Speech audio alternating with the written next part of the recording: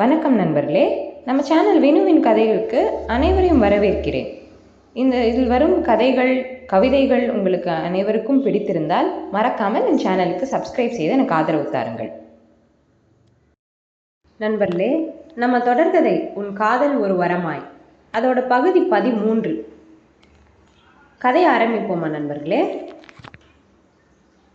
அன்று காலையில் எழுந்ததிலிருந்தே அமிர்தாவின் மனது சரியில்லை.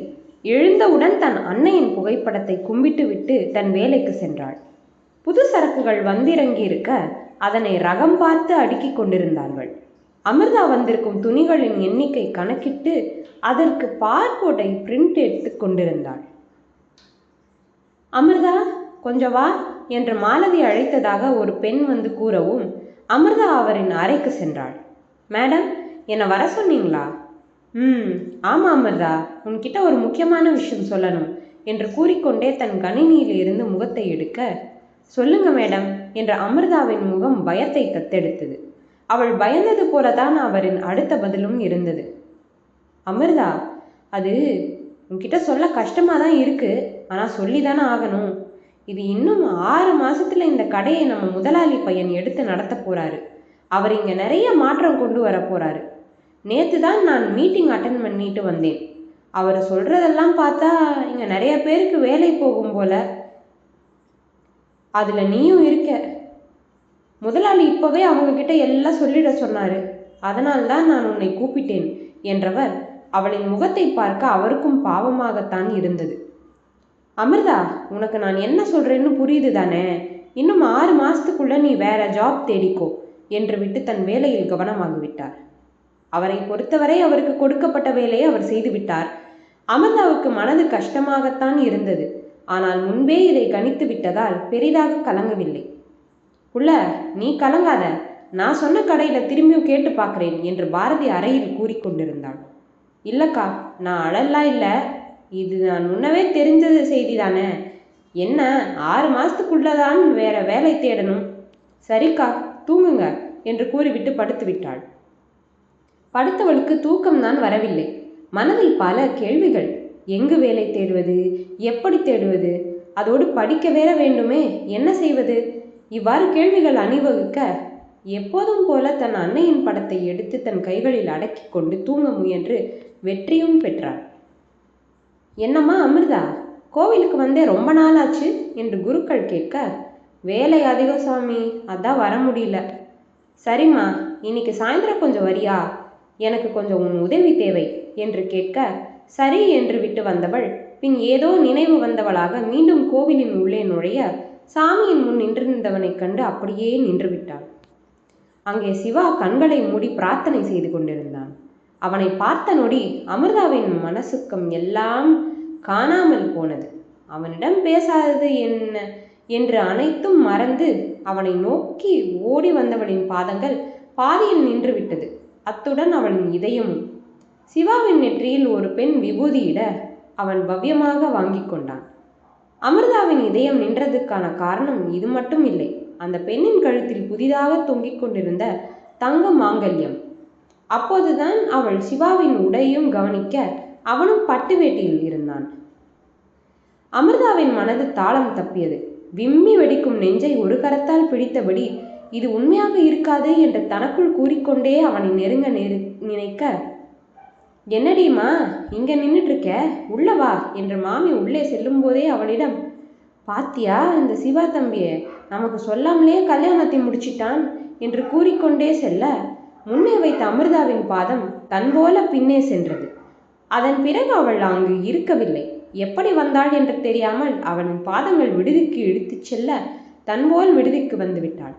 2 நாட்களாகவே அமிர்தா சரியில்லை என்று பாரதி கணித்து விட்டாள். ஆனால் பாரதி கேட்கும் போதெல்லாம் ஏதோ ஒரு காரணத்தை கூறி அவளிடம் இருந்து நகர்ந்து விடுவாள். முன்பும் இப்படித்தான் இருந்தாள்.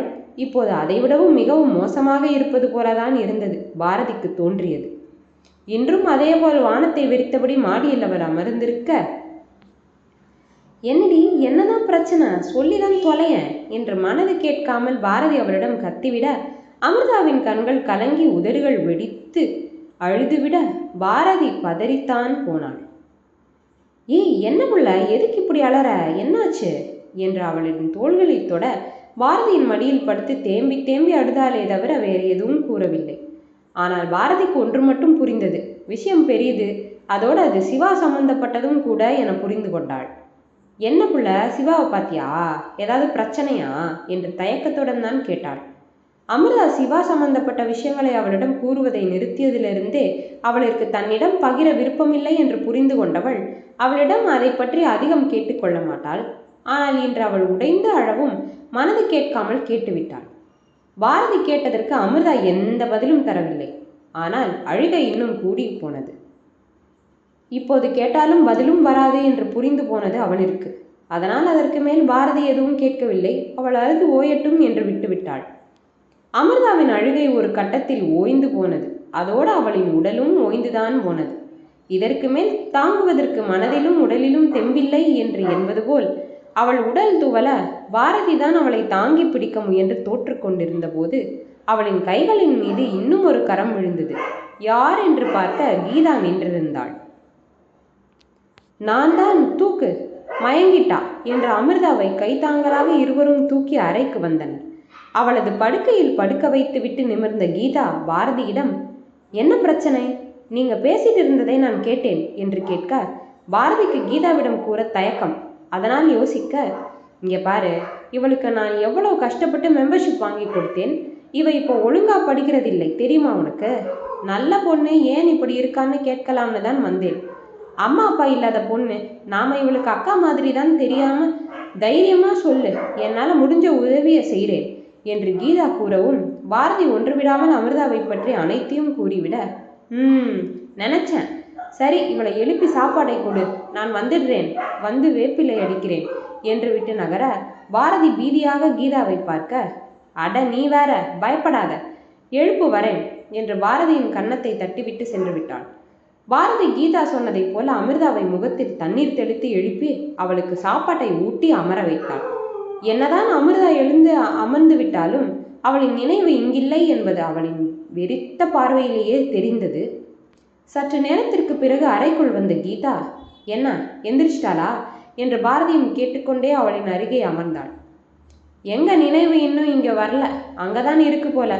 இவகிட்ட எத்தனை தடவை சொன்னேன், இந்த காதல் கன்றாவியெல்லாம் வேண்டான்னு சொன்னேன், கேட்டாளா? பாரு இப்ப எப்படி உட்கார்ந்துருக்கா, எனக்கு பயமா இருக்கு என்று பாரதி பரிதவிக்க, சு, நீ சொன்னா கேட்கறதுக்கு அவ என்ன சின்ன பிள்ளையா? அவளா பட்டு தெரிஞ்சுக்கிட்டாதான் உண்டு, விடு என்று பாரதியிடம் கூறிவிட்டு அமிர்தாவிடம் திரும்ப, என்ன அமிர்தா, எப்படி இருக்க, படிப்பெல்லாம் எப்படி போகுது என்று கேட்க அவளிடம் எந்த அசைவும் இல்லை. அதே வெறித்த பார்வைதான். இந்த பரீட்சையில ஃபெயில் ஆகிட்ட, அடுத்த பரீட்சையில பாஸ் ஆகணும்ல, நல்லா படிக்கிறியா என்று வரிசையாக கேள்விகளை கேட்டுக்கொண்டே இருக்க எதற்கும் அவள் அசையவில்லை. என்ன கீதா இவ இப்படி இருக்கா என்ற பாரதி, அடியே அமிர்தா, இந்தாவுல என்ன பாரு என்று அவளின் கவனத்தை திருப்ப பார்க்க, அட நீ சும்மா இரு, நான் தான் பேசிட்டு இருக்கேன்ல, நீ அமைதியா உட்காரு என்று கீதா பாரதியை அதட்ட, நீ சும்மா இரு, நீ கேட்குற கேள்விக்கு ஏதாவது பேசுறாளா பாரு, எங்கேயோ வெறிச்சிட்டு உட்கார்ந்துருக்கா என்று பாரதி அதற்கும் ஆதங்கப்பட, அட இவ வேற ஒருத்தி, எப்ப பாரு அவளை இங்க கொண்டு வரேன் என்று கீதா, என்ன அவன் உன்னை ஏமாத்திட்டானா, அவன் கிடக்கிறான் என்று இரண்டு தகாத வார்த்தைகளை விட, கா அவரை எதுவும் சொல்லாதீங்க, அவர் ஒன்றும் என்னை ஏமாத்தல, நான் தான் அவரை காதலிச்சேன், அவருக்கு நான் காதலிக்கிறதே தெரியாது, அவரை எதுக்கும் திட்டாதீங்க என்று அமிர்தா தன் நீண்ட நேரம் மௌனத்தை கலைத்து பேசிவிட, அட பொண்ணு பேசிடுச்சே, ஏன் பாரதி பாத்தியா, உன் சிநேகிதி பேசிடுச்சு என்று எல்லாக கீதா கூற அமிர்தாவுக்கு கீதாவின் பேச்சு கோபத்தை கொடுத்தது. தான் ஏற்கனவே மனதுடைந்து இருக்க இவர்கள் தன்னை எள்ளி நகையாடுவதை அவளால் பொறுக்க முடியவில்லை. கீதாக்கா, உங்களுக்கு என்ன வேணும், எதுக்கு இங்க வந்து என்னை கிண்டல் பண்ணிட்டு இருக்கீங்க, கிளம்புங்க, முதல்ல போங்க, போய் உங்க வேலையை பாருங்க என்று முகத்தில் அடித்தது போல கூறிவிட, அமிர்தா என்று பாரதி கையை ஓங்கி விட்டாள். பாரதியின் கோபத்தில் அரண்ட அமிர்தா திகைத்து விழிக்க, என்னடி நினைச்சிட்டு இருக்க, உனக்கு உதவின்னு தேவைப்படும் போது நாங்க எல்லாம் வேணும், இதே நாங்க உனக்கு நல்லது சொன்னா கோபம் வருதா? கீதா நீ கிளம்பு, இவ எக்கேடோ கெட்டு போகட்டும், நமக்கு என்ன வந்தது, வா நாம போலாம் என்று பாரதி கீதாவின் கைகளை பிடித்து இழுக்க பாரதியின் பேச்சில்தான் தான் என்ன பேசினோம் என்று உணர்ந்த அமிர்தாவிற்கு அழுகை மேலும் வெடித்தது. பாரதி எதையும் கண்டுகொள்ளவில்லை. இவளுக்கு இது தேவைதான் என்று நினைத்து கொண்டவள் அமிர்தாவின் பக்கத்தில் எதுவும் நடவாதது போல அமர்ந்திருந்த கீதாவை பார்த்து, கீதா, நீ எழும்பு, போய் உன் வேலையை பாரு என்று விட்டு வெளியில் செல்ல எத்தனிக்க அவளின் கால்களை கட்டி கொண்ட அமிர்தா, ஐயோ அக்கா அக்கா, நான் என்னை என்று கீதாவின் முன் கைகளை கூப்பிவிட கீதாவோ எதுவும் பேசவும் இல்லை, அந்த இடத்தை விட்டு எழவும் இல்லை. ஆனால் பாரதிக்கு தான் பொறுக்கவில்லை. தாங்கள் இவளின் நலனுக்காக யோசித்தால் இவள் இப்படி பேசிவிட்டாள் என்று மனது ஆறவில்லை. இதுதான் நல்லதற்கு என்றும் காலம் இல்லை என்று கூறுவது போல என்று நினைத்து கொண்டாள். எம்மா, போதும்மா, நீ அழ, உன்னை விட்டு போனவனை யோசிச்சுட்டே அழு, நல்லா அழு, எங்களுக்கு என்ன வந்தது, இனி உன்னை என்ன கேட்டா பாரு, நீ இன்னும் ஏன் கீதா உட்கார்ந்திருக்க, வா போலாம் என்று பாரதி கோபத்தில் எரிமலையாக வெடிக்க அமிர்தாவோ, கா ப்ளீஸ்கா, என்னை மன்னிச்சிடுங்க, நான் தப்புதான், என்னை மன்னிச்சிடு, நீயும் என்னை விட்டுட்டு போயிடாத என்று பாரதியின் காலை கட்டிக்கொண்டு அழ பாரதிக்கோ அமிர்தாவின் கண்ணீர் மனதை கரைத்தாலும் அவள் பேசியது மனதை மிகவும் பாதித்திருக்க மிகவும் கடினப்பட்டு தன் முகத்தை திருப்பிக் கொண்டாள். ஒரு வார்த்தை வெல்லும், ஒரு வார்த்தை கொல்லும், இப்போ உனக்கு புரிஞ்சதா என்று கீதா அமிர்தாவை இழுத்து அமர வைத்து, பாரதி உட்காரு. இல்லை கீதா, எனக்கு கஷ்டமா இருக்கு, நான் வெளியில இருக்கேன் என்று விட்டு பாரதி வெளியில் செல்ல எத்தனிக்க, பாரதி, உன்னை உட்காருன்னு சொன்னேன். இல்லை, நாளைக்கே இவ ஏதாவது தப்பான முடிவெடுத்தானா உன்னால தாங்க முடியுமா என்று விட அதன் பிறகு பாரதி எதுவும் பேசாவில்லை, அமர்ந்து விட்டாள். என்ன நடந்துச்சு முதல்ல அதை சொல்லு அமிர்தா, நாங்கள் உனக்கு நல்லதுதான் செய்வோம்னு நம்புனா சொல்லு, இல்லைன்னா நீயே பார்த்துக்க, நாங்கள் உன்னை தொந்தரவு செய்ய மாட்டோம், என்ன சொல்றியா இல்லை நாங்கள் போயிடவா என்று கீதா கேட்க அமிர்தா முன்போல் எந்த தயக்கமும் காட்டாமல் சிவாவிற்கும் தனக்குமான அனைத்தையும் கூறிவிட அனைத்தையும் கேட்ட கீதா அமிர்தாவின் கன்னத்தில் ஓங்கி ஒரு அறை வைத்தாள். கீதா விடு என்று பாரதி அவளை தடுக்க பாரதியை இழுத்து தள்ளிவிட்டவள் மீண்டும் விட்டாள் ஒரு அறை. ஏற்கனவே பூஞ்சையான அமிர்தா கீதாவின் அடிக்கு தாக்கு பிடிக்க முடியாமல் மயங்கி விழுந்தாள். சோ கீதா, என்ன பண்ணியிருக்க பாரு, மயங்கிட்டா. ஆமா, மயங்கிதான் இருக்கா, நான் தெளிய வைக்கிறேன், எழுப்பு அவளை என்று கூறிவிட்டு பக்கத்தில் இருந்த தண்ணீர் குவளையில் உள்ள நீரை அமிர்தாவின் முகத்தில் விசிறியடித்தாள். அவளுக்கு கோபமான கோபம், படித்து முன்னேறி விடுவாள் என்ற அவளின் மீது அதீத நம்பிக்கை கீதாவிற்கு. தங்களில் ஒருவள் மேலே வருகிறாள் என்ற பெருமையும் கூட. அதனாலே அமிர்தாவிற்கு பார்த்து பார்த்துதான் செய்தாள். ஆனால் இன்று அனைத்தும் பொய்யானது. அவளின் காதல் என்ற பெயரால், அதுவும் ஒருதலை காதலால். பாரதி அமிர்தாவை எழுப்பி அமர வைத்தாள். அவளின் கன்னத்தில் கீதாவின் கைத்தரம் பதிந்திருந்தது. என்ன கீதா இப்படி அடிச்சிட்ட, பாரு எப்படி கண்ணை வீங்கிட்டு பாரு என்று பாரதி கோபப்பட, இவ அம்மா இப்போ உயிரோட இருந்தா இதைத்தான் செஞ்சிருப்பாங்க என்று கீதா அமிர்தாவின் பக்கத்தில் அமர்ந்து பாரதி தடவி கொண்டிருந்த எண்ணெயை தான் வாங்கி தடவினாள்.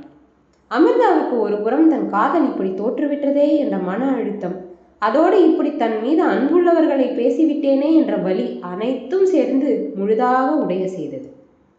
இந்தா பொண்ணு, எதுக்கு பலர மனசு அழுத்தினா கோபம் வரத்தான் செய்யும், அது தப்பில்லை, ஆனா அந்த கோபம் நியாயமானதா இருக்கணும் என்று கீதா கூற அமிர்தா புரியாமல் விழித்தாள். இப்போது இவர்கள் என்ன சொல்ல வருகிறார்கள், தான் செய்தது சரி என்கிறார்களா என்று யோசித்தவாறே விழிக்க, என்ன புரியலையா என்று அமிர்தா உதட்டை பிதுக்க, நீ சொல்றத பார்த்தா அந்த பையன் மேல தப்பில்லை, அவன் சரியாதான் இருந்திருக்கான், நீ தான் உன் மனசை அலைவாய விட்டுருக்க, அப்ப தப்பு உண்மையிலதான். இப்ப அவன் கல்யாணம் கட்டிக்கிட்டான், என்னை ஏமாத்திட்டான்னு அலறது எந்த விதத்துல நியாயம் சொல்லு என்று கீதா கேட்க அமிர்தாவால் பதில் கூற முடியவில்லை. நீ படிச்சு பெரிய ஆள் ஆகணும்னு தானே ஆசைப்பட்ட, அப்ப நீ அதுல தானே கண்ணும் கருத்துமா இருக்கணும். அதை விட்டுட்டு உன் மனசு அலைவாய விட்டு இப்ப அழுத எல்லாம் சரியாகாது. தப்பு செய்யறது இயல்புதான், ஆனா அது தப்புன்னு உணர்ந்ததுக்கு அப்புறமும் நாம அதை தொடர்ந்தா நாம தான் முட்டாளாவோம். அதனால நீ படிச்சு முன்னேற போறியா இல்லை இப்படி முட்டாளா உட்கார்ந்திருக்க போறியான்னு நீயே முடிவு பண்ணிக்க என்று அமிர்தாவின் மண்டையில் உரைக்கும்படி கூறிய கீதா, வா பாரதி போலாம், இனி அவளை யோசிப்பா, அவ முட்டாளா இல்லை புத்திசாலியான் என்று விட்டு பாரதியும் அழைத்து சென்று விட்டாள். நண்பர்களே, இந்த பகுதி இதோடு நிறைவடைந்தது. மீண்டும் அடுத்த பகுதியில் சந்திப்போம். இந்த கதை உங்களுக்கு பிடித்திருந்தால் என் சேனலுக்கு சப்ஸ்கிரைப் செய்து எனக்கு ஆதரவு தாருங்கள். நன்றி.